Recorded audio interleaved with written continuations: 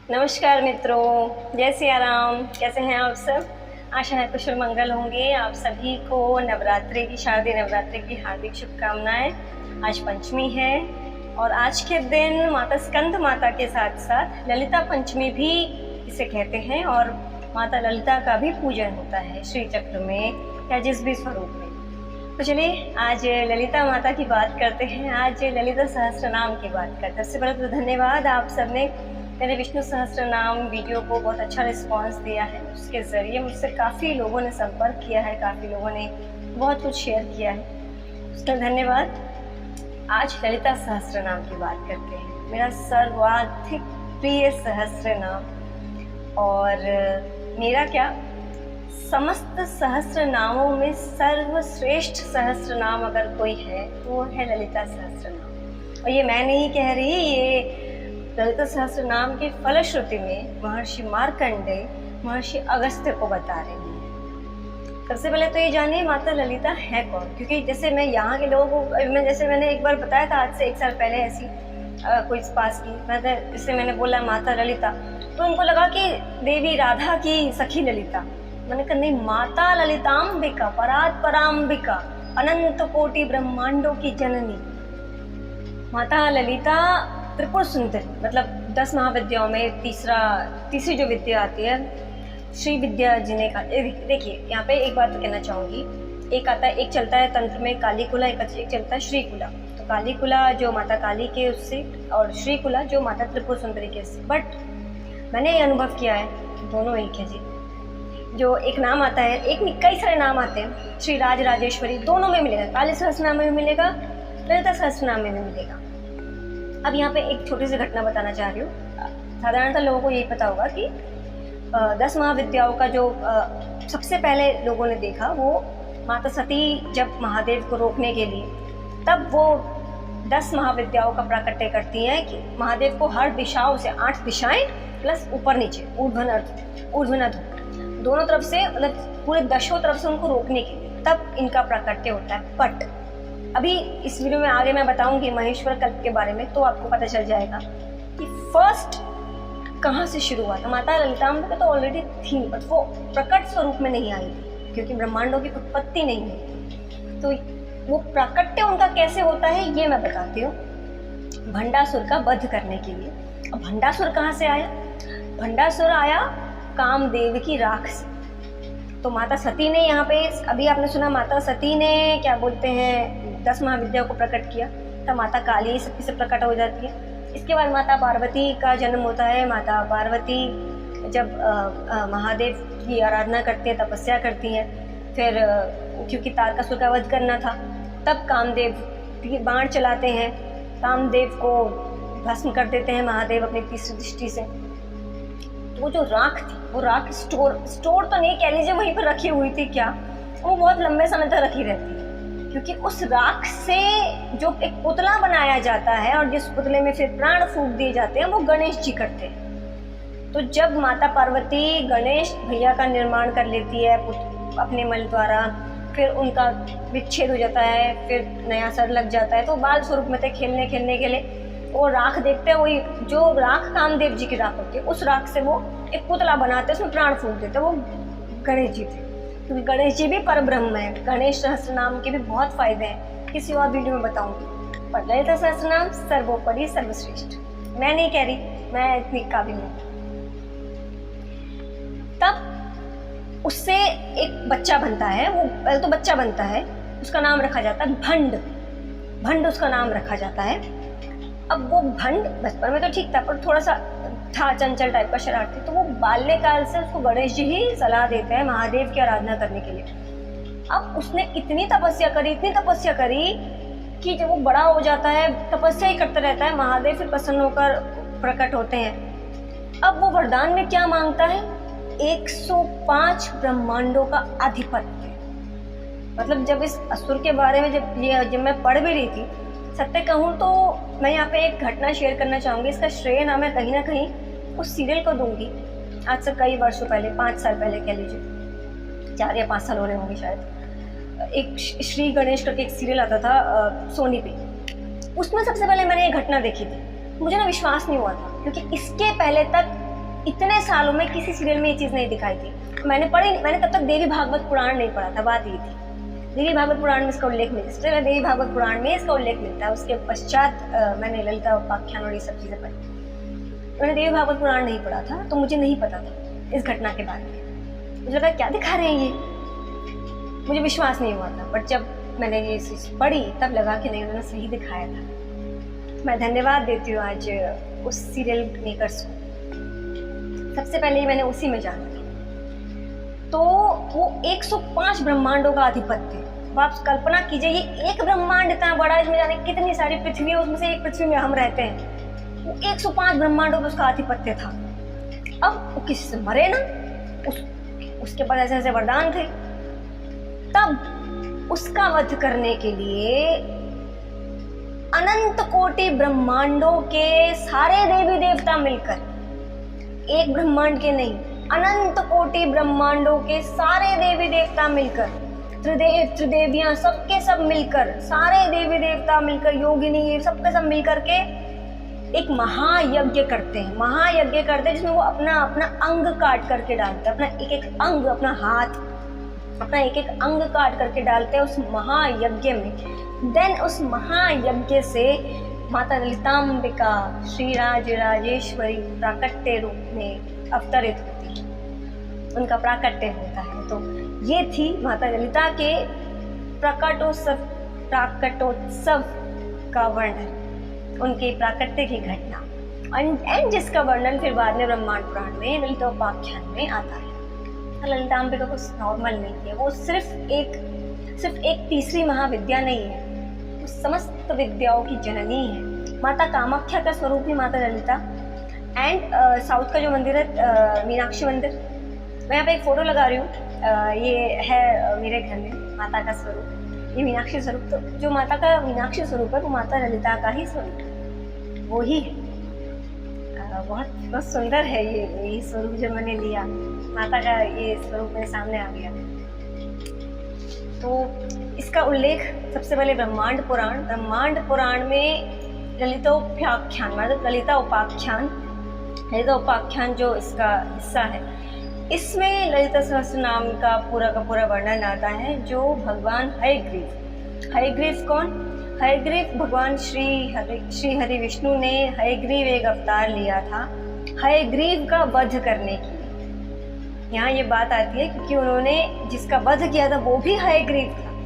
क्योंकि अगर आप कमेंट में बताएंगे तो मुझे कमेंट में लिखेंगे तो मैं इसका भी पूरा का पूरा एक वीडियो बना दूंगी कि श्री हरि को किस कारण से अपने ही जैसे दिखने वाले का रूप धारण करना पड़ा और फिर उसका वध करना पड़ा। पूरी की पूरी घटना है वो, इसमें अभिशाप है, इसमें बहुत सारी चीजें हैं।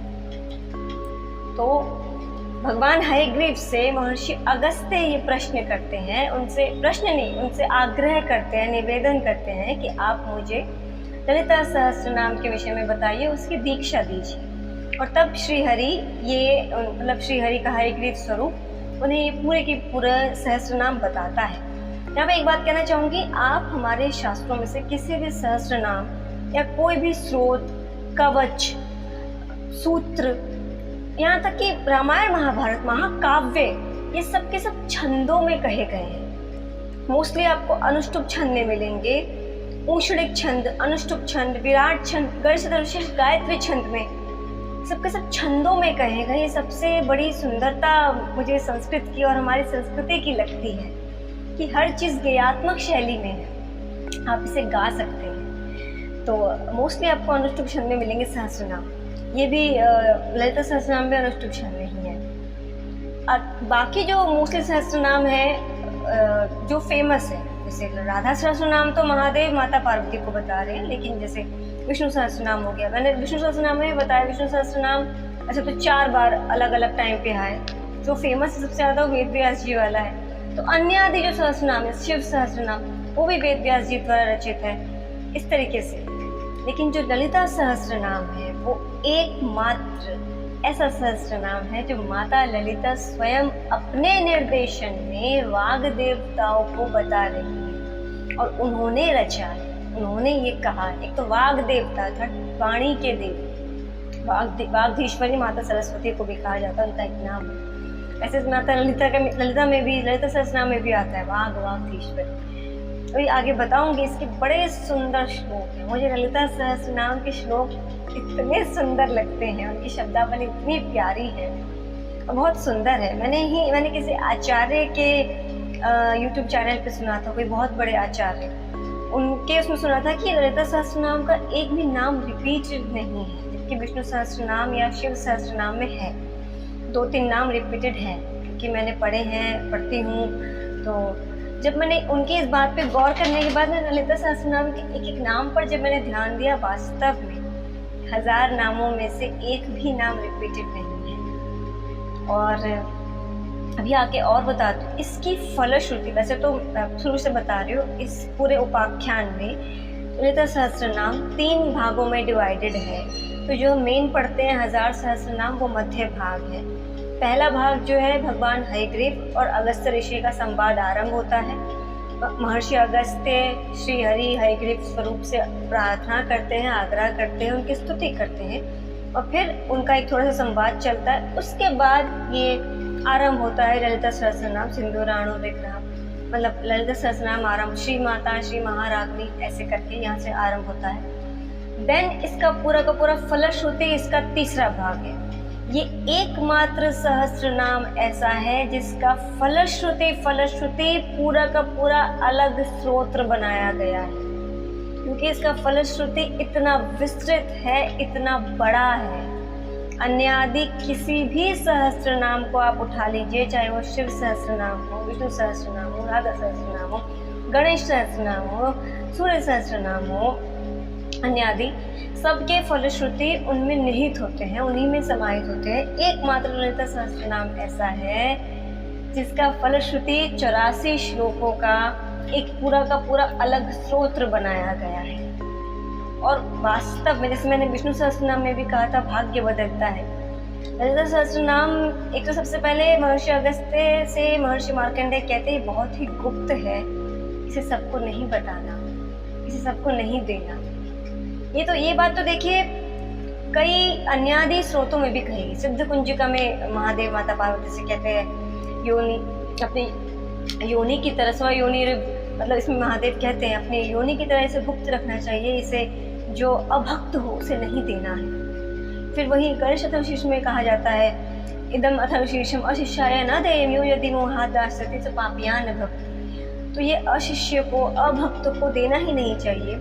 पर मैंने अपने अनुभव से एक बात जानी है, ऐसे हम ज्योतिष में कई बार मैं देती हूँ अथर्वशीर्ष या कहती हूँ उसका पाठ कीजिए, बट व्यक्ति नहीं कर पाता जब तक वहाँ से आपको अनुमति ना मिले या वहाँ की कृपा ना मिले, क्योंकि बिना कृपा के सब संभव नहीं होता। ये मेरा स्वयं का अनुभव है। भले यूट्यूब पे 50-100 वीडियो आ गए हों ललिता सहस्रनाम पे, अन्यादि सहस्रनाम पे, सिद्ध कुंजिका पे, अथर्वशीर्ष पे, जब तक उनकी कृपा नहीं होती अथवा गुरु कृपा नहीं होती, व्यक्ति नहीं करता। ये मैंने स्वयं का अनुभव किया है। इसलिए इस बात पे मैं इतना जोर नहीं दूँगी, भले ही कलिकाल है, बट ये मेरा स्वयं का अनुभव रहा है और ये सत्य भी है।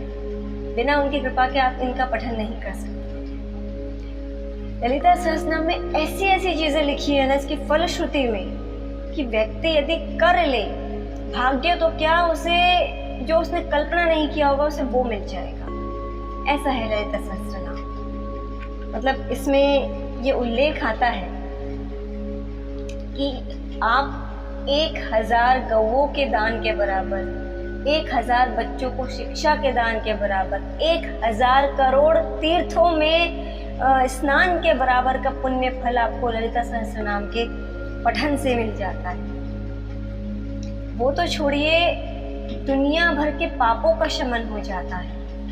मतलब बड़े बड़े पाप, जहाँ पर गुरु पत्नी गमन, गौ हत्या, ब्राह्मण हत्या जैसे पापों का शमन हो जाता है। पर मैं यहाँ पर एक बात और कहूँगी, जब तक भीतर से ग्लानि ना हो उस पाप के प्रति, नहीं होता शमन। ठीक है, यही मैंने बोला ना। अब यहाँ पे आप उस पठन को कर ही नहीं पाएंगे तो शमन कहाँ से होगा?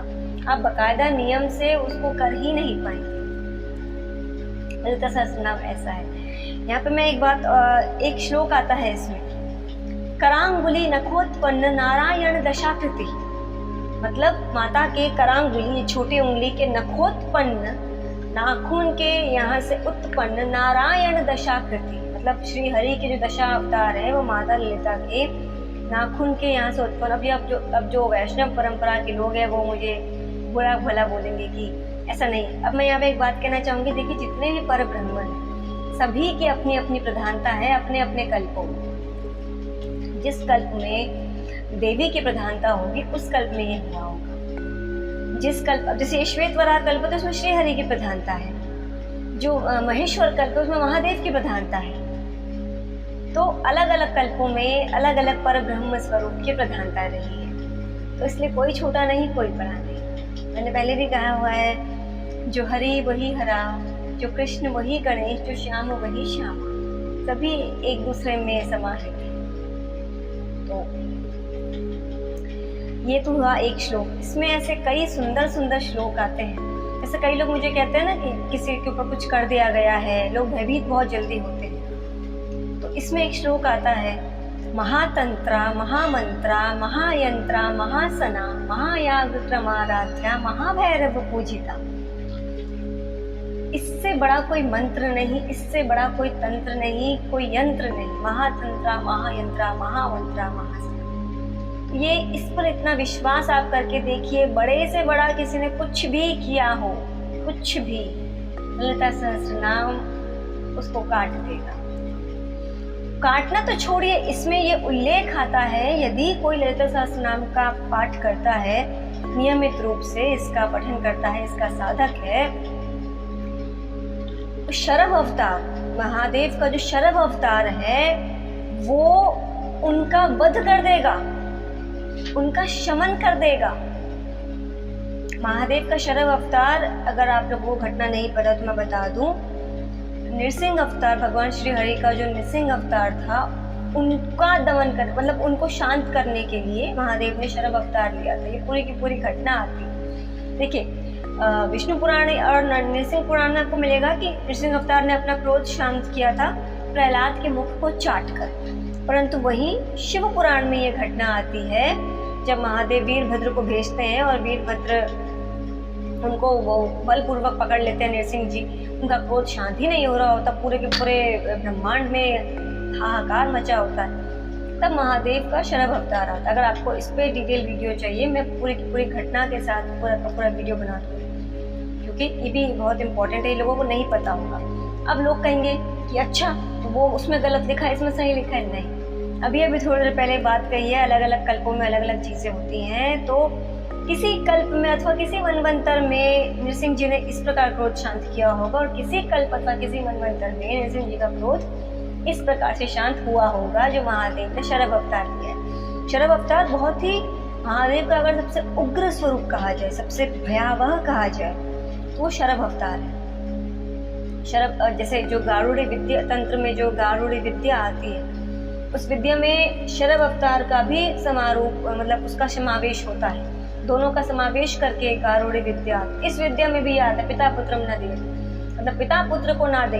बहुत सारी विद्याएं ऐसी हैं हमारे शास्त्रों में, तंत्र में, जिसमें ये कहा जाता है कि अशिष्य हो, जो अभक्त हो, जो अयोग्य हो, जो कुपात्र हो, उसको नहीं देनी चाहिए, अन्यथा वो उसका दुरुपयोग करता है। तो ललिता सहस्रनाम तो मतलब क्या कहें, मैं इसको भी पढ़कर सुना रही हूँ क्योंकि एक तो इतना डिटेल है। तो इसमें महर्षि अगस्त्य को महर्षि मार्कंडे ये चीज़ें बता रही हैं। मैं पूरा तो नहीं बता रही, आप मुझे अगर डिटेल में अगर कमेंट करते हैं तो इसका पूरा का पूरा डिटेल वीडियो बनेगा जो बहुत ही लंबा बनेगा। अगर इसका एक एक श्लोक, फलश्रुति का एक एक श्लोक अगर डिटेल में बताया जाए, मैं यहाँ पे कुछ ऊपर ऊपर से मोटी मोटी चीज़ें बता रही हूँ बस, और वो ही इतनी है कि क्या ही कहें, मतलब आपकी कल्पना से परे है। मतलब इसमें आता है जो सभी रोगों को दूर करता है, सभी प्रकार के धन को जन्म देता है। कहने का मतलब है आपके पास रिसोर्सेस ला करके देता है, जिससे आपके पास धन का आगमन बना रहता है। आकस्मिक मृत्यु को ठीक करता है, अकाल मृत्यु का नाश करता है, दीर्घायु देता है, पुत्र प्रदान, ये सब तो हर उसमें आता है। पुत्र देने वाला, धन देने वाला। जो श्री विद्या के साधक होते हैं, श्री विद्या बाकायदा एक विद्या की एक परंपरा है, बहुत ही गूढ़ विद्या है, बहुत ही दिव्य विद्या है, जो आदि गुरु शंकराचार्य को माता ललिता ने स्वयं दी थी। और उसके पश्चात गुरु परंपरा के माध्यम से ये चली आ रही है। अभी तक मुझे श्री विद्या की दीक्षा तो नहीं मिली है, माता की कृपा हुई तो ज़रूर मिल जाएगी। ये एक पुस्तक मैं आपको दिखाती हूँ, ये श्री विद्या उपासना रहस्य, ये मैं लेकर आई थी। इसमें बहुत ही डीप है ये, मुझे तो इतना समझ भी नहीं आया है बिना गुरु के, तभी यहाँ पे गुरु की आवश्यकता होती है। इसमें बहुत सारे मंत्र और एक बीज मंत्र से किस प्रकार 500 मंत्रों का प्राकट्य होता है। तो ये मंत्र प्रकट हुए हैं, अभी इसकी घटना बता रही हूँ। इसी श्लोक में, इसी ललिता सहस्त्रनाम में ये आता है, महेश्वर महाकल्प महातांडव साक्षर महाकामेश महिषी महात्रिपुर सुंदरी। तो महेश्वर महाकल्प मतलब, ये बात मुझे भी नहीं पता थी, इसको मैंने जो परख जी है, ओम भट्ट परख जी, उनके माध्यम से मुझे ये पता चला। उन्होंने किसी एक वीडियो में, किसी एक उसमें कहा था, ये जो बहुत डिटेल है, मुझे पता चला। मैंने कहा वाह, तो ये साझा कर रही हूँ आप लोगों के साथ। महेश्वर कल्प, जैसे मैंने अभी बताया श्वेत वराह कल्प चल रहा है, अलग अलग कल्प होते हैं। तो जो महेश्वर कल्प रहा है, इस पूरे ब्रह्मांडों का आदि कल्प रहा है वो। उसके पहले तक ब्रह्मांड नहीं थे, सृष्टि नहीं थी। उसमें महातांडव साक्षिणी, जो एकमात्र माता ललिता ने उस महातांडव को साक्ष्य किया था, उसको देखा था, वो और किसी ने नहीं देखा था, क्योंकि तब तक कोई और था ही नहीं उस कल्प में, तब तक कोई और था ही नहीं। उसमें ये घटना बताई जाती है, जब माता अपनी चिंतामणि, इस चिंतामणि का उल्लेख इसी ललिता सहस्त्रनाम में आता है, माता का पूरा महल है चिंतामणि। ये जो श्री चक्र है ना, ये जो हम श्री यंत्र कहते हैं, श्री चक्र है। इसमें पूरे के पूरे 9 पुल है, नौ पुर है, 9 वो क्या बोलते हैं, मंजिलें हैं नॉर्मल भाषा में कहूँ तो। उसमें फिर अलग अलग देवी देवताओं को स्थान दिया, बहुत डीप है श्री चक्र। तो उसमें जब माता रह रही होती है, तो माता को रोग क्या होते हैं, शोक क्या होता है, माता को ये सब पता नहीं होता, माता को विरह नहीं पता होता। तब महादेव डमरू का नाद करते हैं, उस नाद से उस समय पे 7 करोड़ मंत्र प्रकट होते हैं, और वो महातांडव होता है, वो बहुत ही दिव्य होता है। तो माता का ध्यान तो उस तांडव पे था, माता ने वो मंत्र देखे ही नहीं, वो 7 करोड़ मंत्र। तो जब महादेव पुनः नॉर्मल रूप में आते हैं और वो कहते हैं, तो माता कहती है मैंने तो वो सब देखा ही नहीं। तब महादेव कहते हैं कि ठीक है, अब आप जब सृष्टि का आरंभ होगा, कुछ होगा, तब आप फिर मानव रूप में जन्म लेंगे, तब मैं पुनः यह करूँगा, तब आप देख लीजिएगा। तो इसलिए हमारे जितने भी मंत्र हैं, वो किसी ने रचे नहीं है, वो महादेव के डमरू के नाद से निकले होते हैं। और वो इसलिए जितने भी ऋषि मुनि हैं, चाहे वो महर्षि अगस्त्य हो, चाहे वो महर्षि वशिष्ठ हो, महर्षि विश्वामित्र हो, हम जिन्हें कहते हैं, जिन्होंने गायत्री मंत्र, सवितुर गायत्री मंत्र का दृष्टा उन्होंने देखा था, ये सब के सब मंत्र दृष्टा है, मंत्रों को रचा नहीं है। मंत्रों को रचा तो उन्होंने, महादेव के नाद से निकले हैं सबके सब। तो पुनः जब माता सती रूप में आती हैं, तब माता पिताश्री पुनः नाद करते हैं, आनंद तांडव करते हैं, तब पुनः 7 करोड़ मंत्र निकलते हैं। तो ये एक श्लोक आता है, महेश्वर महाकल्प महातांडव साक्षी, जो और किसी ने साक्ष्य नहीं किया है। उसी प्रकार इसमें एक और बड़े सुंदर सुंदर इसमें श्लोक आते हैं। इसकी शब्दावली मुझे बहुत प्रिय है। अभी मैं आपको इसके फलश्रुति की कुछ चीज़ें बता रही हूँ कि जो लोग इसका पाठ करते हैं उनके साथ क्या क्या होता है। मैं 1 वर्ष हो गया लगभग मुझे ये करते हुए। सबसे प्रिय मेरा है, जब शुरुआत में आरंभ किया था तो नॉर्मल था, इसका फलश्रुति मुझे नहीं पता था, क्योंकि अगर आप नॉर्मल ललिता सहस्त्रनाम करते हैं, इसका फलश्रुति उसमें इंक्लूडेड नहीं है, तो मुझे पता नहीं था।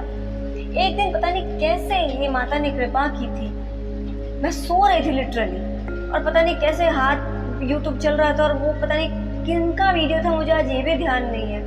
पूरा फलश्रुति था उसमें, वो मैंने सब निद्रा में सुना था, मतलब वो निद्रा थी एकदम। उसको सुनने के पश्चात फिर मैंने इसको पढ़ना कंटिन्यू किया। यदि आप इसे संकल्प के साथ, अभी भी मैं इसे संकल्प के साथ नहीं करती, नॉर्मल करती हूँ, अगर आप संकल्प के साथ करते तो पता नहीं आपको क्या क्या मिल जाए। माता की कृपा का अनुभव मुझे हुआ है, हो रहा है। बोलना चाहिए नहीं बोलना चाहिए पता नहीं, नवरात्रे चल रहे हैं वैसे भी, तो ऐसे कई दिव्य अनुभव होते हैं जिनमें मुझे लगता है कि मैं उनमें विलीन होती जा रही हूँ और वो मुझ में समाहित हो जा रही है। ये तंत्र में होता है।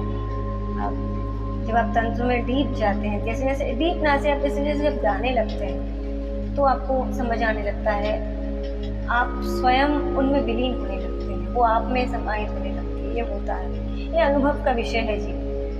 आप शब्दों के माध्यम से नहीं समझ सकते, ऐसे ये फील किया जाता है, ये अनुभव होता है। तो ये वीडियो बहुत लंबा हो जा रहा है, थोड़ा शॉर्ट करती हूँ। मुझे बताइएगा कमेंट में अगर आपको इसका पूरा डिटेल वीडियो चाहिए, इसके फलश्रुति का, या ललिता सहस्त्रनाम के एक एक श्लोक का, क्योंकि इसका एक एक श्लोक बहुत ही डीप है, बहुत डीप है और बहुत सुंदर है। इसे करके देखिए, भाग्य तो क्या, जो आपके भाग्य में नहीं भी होगा ना, आपको वो भी मिल जाएगा। इसमें एक आता है महाभोगा महेश्वर्य महायाज्ञ क्रमाराध्य। महाभोगा, आपको भोग दिया जाता है, सबसे पहले आपको भोग ऐश्वर्य ये सब प्रदान किया जाता है। योग भोग मोक्ष सब देती है माता। ललिता सहस्त्रनाम वो चीज है। तो इसमें ये आता है कि इन 1000 गुप्त नामों में से कोई एक नाम भी अगर पढ़ा जाए तो उसके पाप निस्संदेह नष्ट हो जाते हैं, ये महर्षि मार्कंडेय कह रहे हैं। पर देखिए कली काल का ये समय है, तो एक नाम तो नहीं, पर हाँ अगर आप नियमित रूप से उस मंशा के साथ ये करते हैं तो निश्चय ही हो जाते हैं। और आपको उस पाप के लिए अगर ग्लानि हो तो, यदि आप उस पाप को पुनः न करने का संकल्प लेते हैं तो निश्चय ही नष्ट हो जाते हैं। फिर जो लोग अपने पापों से छुटकारा पाने के इच्छुक हैं और यदि वे इन 1000 नामों के जप से घृणा करते हैं, तो ये ऐसा है कि आपको ठंड से छुटकारा चाहिए और आप हिमालय में जाकर रह रहे हैं, ये वो बात हो जाएगी। या एक तो आप पापों से मुक्ति चाहते हैं और आप इन 1000 नामों का पठन नहीं करते या इन नामों से घृणा कर रहे हैं, तो ये बिल्कुल ही वही बात हो जाएगी कि आपको ठंड से बचना है और आप जाकर रह रहे हैं हिमालय में। इसके पश्चात आता है कि यदि जो लोग इसे नहीं गा सकते, मैंने अभी बोला ये अनुष्ठुप छंद हमारे समस्त स्रोत कवच सब छंदों में है, तो जो लोग इसे नहीं गा सकते वो विशेष अवसरों पर, जैसे महीने की पहली तारीख हो जाए या जन्म दिवसों पर या पूर्णिमा पर इनका पठन करना चाहिए, या नवमी, चतुर्दशी, शुक्रवार, इन दिनों पर इसको करना बहुत विशेष होता है। ये एक बहुत अच्छा उपयोग है, ये आप किसी मनोकामना को करने के लिए कर सकते हैं। ये मैंने भी किन्हीं आचार्य के वीडियो से जाना था, फिर मैंने किया भी था कि पूर्णिमा के दिन चंद्रमा की ओर मुख करके माता ललिता का ध्यान करते हुए 5 आहुति दें और फिर सहस्त्रनाम पढ़े। उसमें उन्होंने बताया था कि आप चंद्रमा का बिंब, आप एक पात्र कोई भी ले लीजिए जिसमें चंद्रमा का बिंब दिखाई दे और उसमें आप देखते हुए ललिता सहस्त्रनाम का पठन करें। अब आप कैसे करेंगे, आप मोबाइल पे चला दीजिए और उसके पहले प्रैक्टिस कर लीजिए। अगर आपको संस्कृत इतनी अच्छी है तो मोबाइल पे चलाने से काम चल जाएगा कि आप उसको पढ़ते भी जाएंगे और सुनते भी जाएंगे और आप उस बिंब को देख भी पाएंगे पानी में। इससे क्या होता है, सभी रोग नष्ट हो जाते हैं, दीर्घायु प्राप्त होती है और भी बहुत कुछ आपको प्राप्त होता है। रोगों से मुक्ति के लिए पवित्र भस्म को स्पर्श करें और 1000 नामों का जप करें। इसके पश्चात आता है, हे ऋषिवर, एक बर्तन में जल भरकर 1000 नामों का जप करने तथा उस जल से स्वयं का अभिषेक करने से ग्रहों द्वारा उत्पन्न सभी समस्याएं दूर हो जाती है। मैंने अभी बोला आपके जितने भी ग्रह दोष होंगे सब दूर हो जाएंगे। आप खुद देखिए, एक जल का पात्र लीजिए, 1000 नामों का जप कीजिए, वो जल सिद्ध हो जाएगा। उस जल से स्वयं का अभिषेक कीजिए और स्वयं को उस जल को ग्रहण कीजिए, आपके ग्रहों की सारी समस्याएं दूर हो जाएंगी। ये महर्षि मार्कंडेय कह रहे हैं महर्षि अगस्त्य को। देवी लक्ष्मी और देवी ललितांबिका का ध्यान करते हुए 1000 नामों का पाठ किया जाए तो विष का प्रभाव समाप्त हो जाता है। कहने का मतलब है, अगर किसी को सर्पदंश हो जाता है या किसी प्रकार का जहर आ जाता है तो इन पाठों का पाठ, इन नामों का पाठ करने से वो दूर हो जाता है। जिन्हें गर्भ धारण ना हो रहा हो उनको गर्भ धारण हो जाता है। और भी बहुत सारी इसमें चीज़ें आती है। मैं एक चीज़ और, वही मैंने अभी बताया, किसी के ऊपर अगर तंत्र क्रिया या कुछ कर दिया गया हो, अगर इस सब इसमें आता है कि जो व्यक्ति 1000 नामों का पाठ करता है उसके विरुद्ध यदि किसी ने किसी भी प्रकार का काला जादू या कुछ तंत्र क्रिया की है तो उस भक्त की रक्षा के लिए स्वयं देवी प्रत्यंगिरा आती है और जिसने किया है उसको मार डालती है। अब आप सोचिए, कि आपको फिर कोई और साधना करने की ज़रूरत नहीं पड़ेगी, चाहे वो शरभ साधना हो, चाहे वो प्रत्यंगिरा कवच हो, किसी अन्य आदि कोई साधना हो, आपको कुछ और करने की आवश्यकता नहीं पड़ेगी। एक ललिता सहस्त्रनाम पर्याप्त है। अगर किसी ने आप पर कुछ कर भी दिया है तो जो कर रहा होगा ना, माता प्रत्यंगिरा प्रकट होकर उसको मार देगी, उसका अहित कर देगी। इसके पश्चात जो व्यक्ति इन 1000 नाम पढ़ने वालों को क्रूरता से देखता है, कहने का मतलब है जैसे मान लीजिए कोई साधक इन नामों का पठन करता है और कोई बुरा व्यक्ति है जो भी है, वो आपको क्रूरता से देखता है, आपको गलत दृष्टि से देखता है या आपको गलत भाव से देख रहा हो, तो मार्तंड भैरव स्वयं उसको अंधा कर देते हैं। मार्तंड भैरव ऐसा कर देते हैं उसके साथ। इसके पश्चात जो व्यक्ति 1000 नामों का पठन करने वाले का धन चुराता है, जैसे कई लोग कहते हैं ना मेरा पैसा वापस नहीं कर रहा है, या मेरा पैसा चुरा लिया है, या रख लिया है और वापस नहीं दे रहा है, इस तरह की चीज़ें। तो जो व्यक्ति इन 1000 नामों का पठन करता है और जो व्यक्ति उसके साथ ऐसा कर रहा है, जो उसका बुरा कर रहा है, कहने का मतलब है, तो जो क्षेत्रपाल होते हैं हमारे, क्षेत्रपाल उस व्यक्ति को मार देते हैं। मतलब है कि उस भक्त के साथ जो व्यक्ति ऐसा कर रहा है, उसके धन को चुराता है या कुछ करता है, क्षेत्रपाल उसको मार देते हैं। आप सोचिए ज़रा। इसके पश्चात आता है कि जो व्यक्ति इन 1000 नाम पढ़ने वालों के साथ बहस करता है, मतलब बिना वजह की बहस कर रहा है उसके साथ, कुतर्क कर रहा है उनके साथ, तो माता नकुलेश्वरी को वाणी की सिद्धि देवी कहा जाता है। अगर आप तंत्र में आते हैं तो ऐसे कई सारी सिद्धियाँ आती हैं, इसमें माता नकुलेश्वरी की वाक सिद्धि साधना की जाती है बाकायदा वाणी सिद्धि के लिए। तो माता नकुलेश्वरी उसे गूंगा बना देती है। जो ऐसे व्यक्ति के साथ बहस करता है या कुतर्क करता है और अनर्गल प्रलाप करता है, माता नकुलेश्वरी उसे गूंगा बना देती है। आप सोचिए ज़रा, एक सहस्त्रनाम से दुनिया भर की चीज़ें हो जाती है। कोई आपका अहित कर ही नहीं सकता, कोई करना भी चाहे तो कर ही नहीं पाएगा। ऐसा है ललिता सहस्त्रनाम, करके देखिए। एक बात इसमें और आती है, वीडियो एंड करने से पहले मैं उस बात पे ख़त्म कर रही हूँ। इसके तो देखिए 84 श्लोक है, 84 श्लोकों के अलग अलग फलश्रुति के उपाय बताए, प्रभाव बताए गए हैं, तो बहुत लंबा वीडियो हो जाएगा। अगर आपको चाहिए 84 श्लोकों पे अलग अलग मीनिंग, तो मुझे बताइएगा कमेंट में, मैं बनाऊंगी। और हाँ, अगर आपको ललिता सहस्त्र नाम के एक एक श्लोक का मीनिंग चाहिए तो वो भी बताइएगा। मैं पार्ट बाय पार्ट, मतलब जैसे 10 श्लोकों का बना दिया, फिर 10 श्लोकों का बना दिया, ऐसे करके भी वीडियो बनाऊंगी। बड़े सुंदर श्लोक है जी, करके देखिए, आनंद आएगा और कुछ ना मिले आनंद आएगा। लास्ट जाते जाते एक चीज़ कहना चाहूँगी। एक उल्लेख आता है कि अगर कोई नियमित एक पक्ष में, मतलब कृष्ण पक्ष या शुक्ल पक्ष, मतलब 15 दिन ले लीजिए, किसी एक पक्ष में रात के 3 से 4 के बीच ललिता सहस्त्र नाम का पाठ एक निश्चित संकल्प के साथ करता है तो उसे कुछ प्राप्त होता है। ये मैं नहीं बता रही वीडियो में कि उसे क्या प्राप्त होता है, उसे क्या उपलब्धि मिलती है, क्या सिद्धि मिलती है, क्या घटित होता है। ये आप लोग प्रैक्टिकल करके देखिए और फिर मुझे महीने भर बाद या 15 दिन बाद या किसी एक पक्ष के बाद जब किसी ने कर ली, देन मुझे अपना अनुभव शेयर कीजिएगा कि आपको क्या उपलब्धि प्राप्त हुई। चाहे तो आप मुझे पर्सनली बता दीजिएगा क्या उपलब्धि मिली, क्या घटना घटित हुई, क्या दिव्य अनुभव हुआ, क्या प्राप्त हुआ। ये आप स्वयं अनुभव कीजिए। मैं हमेशा कहती हूँ डू प्रैक्टिकल। ये चीज़ें ऐसी हैं, आप करके देखिए। लोगों को प्रभु पर विश्वास नहीं होता, लोग सरेंडर नहीं करते, करके देखिए, बड़े से बड़ा तंत्र हट जाएगा। ललिता सहस्त्र नाम वो है। मैंने प्रैक्टिकल किए हैं लोगों पे, इसलिए कह रही हूँ क्योंकि मैं बहुत सारी मोडालिटीज़ में हूँ। अभी 2 दिन पहले ही किसी ने बोला था कुछ चिपट गया कुछ ये, और मैंने फील भी किया क्योंकि एनर्जी फील करते हैं, क्योंकि मैं बहुत सारी हीलिंग मोडालिटीज़ में हूँ, पता चल जाता है। ललिता सहस्त्र नाम क्या बोलूँ मैं, रामबाण बोलूँ, क्या बोलूँ, वो है मेरे लिए। तो हर काट की उपाय है ललिता सहस्त्र, तो इतना सुंदर।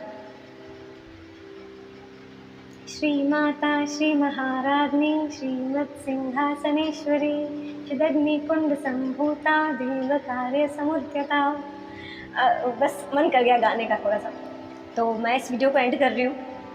आप ये कर देखिए। ललिता सहस्त्र नाम सर्वश्रेष्ठ सहस्त्र नाम है। देखिए ये मैं नहीं कह रही, महर्षि मार्कंडेय महर्षि अगस्त्य कह रहे हैं। विष्णु सहस्त्र नाम से सर्वश्रेष्ठ मतलब उससे ऊपर शिव सहस्त्र नाम। एक छोटी सी चीज़ बताती हूँ, विष्णु सहस्त्र नाम अगर आपने पढ़ा उसमें सप्त जीवा आता है और बाकायदा 7 प्रकार की जीवा बताई जाती है। वहीं अगर आप शिव सहस्त्र नाम पढ़ते हैं उसमें शत जीवा आता है, उसमें 100 प्रकार की महादेव की जीभ बताई जाती है।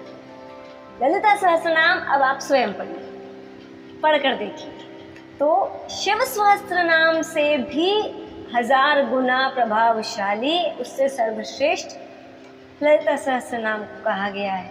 मैंने नहीं कहा जी, इतना सामर्थ्य मुझ नाचीज़ में नहीं है। महर्षि अगस्त्य को महर्षि मार्कंडेय बता रहे हैं और उससे पहले महर्षि अगस्त्य को ही भगवान हयग्रीव ने बताया है। विश्वास ना हो तो ब्रह्मांड पुराण के ललिता उपाख्यान में स्वयं पढ़ लीजिए। आजकल तो ऑनलाइन भी उपलब्ध है, archive.org पे मिल जाएगा, वेदो एजुकेशन जी के एप्लीकेशन पे मिल जाएगा और भी कई साइट्स पे मिल जाएगा। गीता प्रेस गोरखपुर की बहुत ऑथेंटिक होती है, आप वहाँ पे पढ़ सकते हैं। एक चीज़ कहना चाहूँगी, जैसे ये जो मैंने पुस्तक दिखाई, एक बीज मंत्र से 500 मंत्र, और ये बहुत डीप है। आप देख रहे हैं कितनी मोटी है, ये बहुत डीप है। मैंने इसको पढ़ तो पूरा लिया है लेकिन बहुत सारी चीज़ें सर के ऊपर से गई, इतनी मेधा नहीं है, इतनी बुद्धि नहीं है हमेशा, इसलिए गुरु परंपरा चाहिए होती है।